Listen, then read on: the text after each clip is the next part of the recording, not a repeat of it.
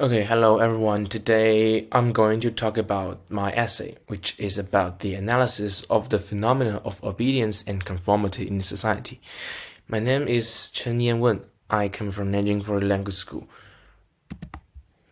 Firstly, I'm going to talk about the structure and the main focus of my article.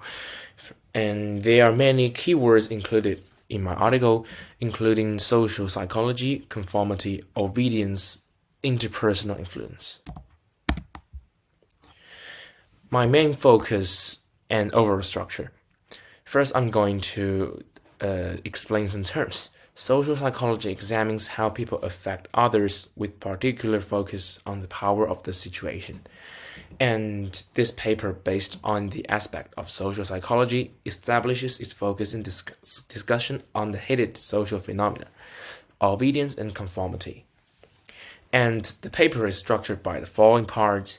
It includes introduction, it includes terminology explanation and its real-world manifestation. It also has reason analysis and suggested approaches. Finally, it has evaluation and conclusion. And this paper investigates in obedience and conformity. Obedience refers to the behavior that people, to avoid being punished or blamed, tend to obey others' instructions and thoughts. Conformity refers to the behavior that, living in a group and society, people are inclined to change or even forgo their thoughts to cater to others in the group. These two phenomena, which can be discussed together, are prevalent in current societies, as they are seen everywhere. And then I'm going to discuss some experiments and a real-world case. There are very phenomenal case in Chinese society during the COVID-19. During the period, it was palpable that people were outstandingly susceptible to others' opinions. People sometimes heard many news and learned about COVID via other information sources, so that sometimes they lived in fear of getting infected by it. As a result, they would expect others, especially the so-called experts, to offer them solutions and ideas, and they would be very credulous, thus never distinguishing between various arguments given by experts. Sometimes they just believed what other people talked about, and they gave no their own thoughts. So this phenomenon was very typical during that period. And there are two kinds of experiments about these two situations. The first is called the Ash effect. It stands for the occurrence of the conformity. In Ash experiment, subjects were instructed that they were participating in a study of perceptual judgment, during which they were asked some questions. The candidates answered wrongly because they are influenced by the others, who are the confederates. They gave consistent but wrong answer. They tried to confuse the candidates, and finally they successfully did this. The second experiment is the Stanley Milgram experiment. It stands for the occurrence of obedience. It was a classic experiment in 1963, and it was about the study of human obedience to authority. Finally, the results showed that the degree and universality of normal people's obedience to authority are far beyond people's imagination. The experiment can be briefly explained by this. The test takers, they received an authorized instruction, and they clicked the button given to hurt others without having contemplating whether the action is ethical or not. They just clicked on a button, and that would trigger the electricity to hurt the Confederates. And however, actually the Confederate won't be hurt. This is just a test. But the test takers believed that the Confederates would be hurted. Then it comes to the third part, which is the reasons analysis for conformity and obedience. I have attributed 5 factors contributing to these two phenomena. There are culture impact, internet impact, working pressure, cognitive patterns in childhood, and the figure of authority. The first and the second are culture and internet impact. people's actions are susceptible to their environment, including culture and internet. Cultural differences may affect people's thinking patterns. Compared with people live in maybe in individualistic culture like the United Kingdom and United States, those living in collectivist culture tend to have more conformity and obedience.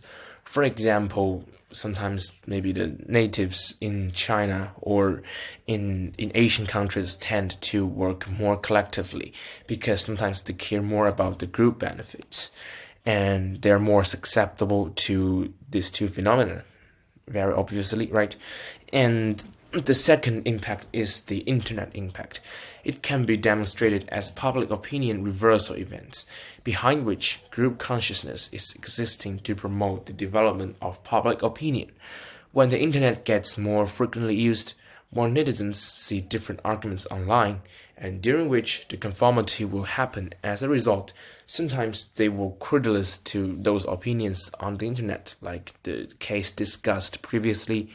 So they would just maybe simply believe what others talking about. The second impact is the pressure. During the process of decision making in a company, most employees will still withhold their ideas and avoid sharing them if someone having greater rights and reputation holds a different one. Also, most of the workers in workplace are mandated to obey their managers or leaders' instructions to issue any possible conflicts from occurring. What is noticeable is that people now are prone to conform less in comparison with past generations in the workplace. It means that this situation will be refined to a greater extent and it can be better resolved maybe in the future. Then it's about the cognitive pattern in childhood. The pattern of education shapes children's life and future. Education also determines the ways individual thinks enormously. Blind conformity will cause teenagers to blindly imitate the words and behaviors of others, sometimes because they haven't developed a mature system for their own thinking and decision making. So this will lead to a weak self-awareness, poor independence, and deficiency of creativity. Therefore, they tend to be more credulous to others' ideas. The last one is the figure of the authority. The existence of authority could also explicate the obedience. It is extremely reasonable that people will conform to authority due to two reasons, due to two kinds of authority. The authority could be an entity, for example, the government. It is known that people are obliged to obey the laws, rules, and other legislations enforced by the government, and it is very correct for them to obey these rules, regardless of their rationality. Then, the authority could be also virtual. Sometimes it can be knowledge, especially the one that is written in books. It's considered undoubted. At least most people will not spontaneously cast doubt on some unauthorized knowledge overtly, irrespective of their own thoughts. Therefore, they have to conform and obey the rules or the instructions of the authorities. Then I propose some approaches for the improvement. Therefore, such phenomena could be declined in frequency for the people in the societies.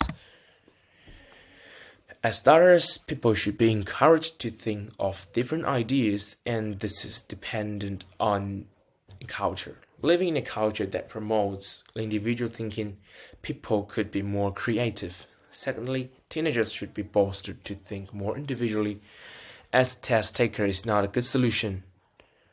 Instead, it is essential that kids are equipped with the ability of critical thinking.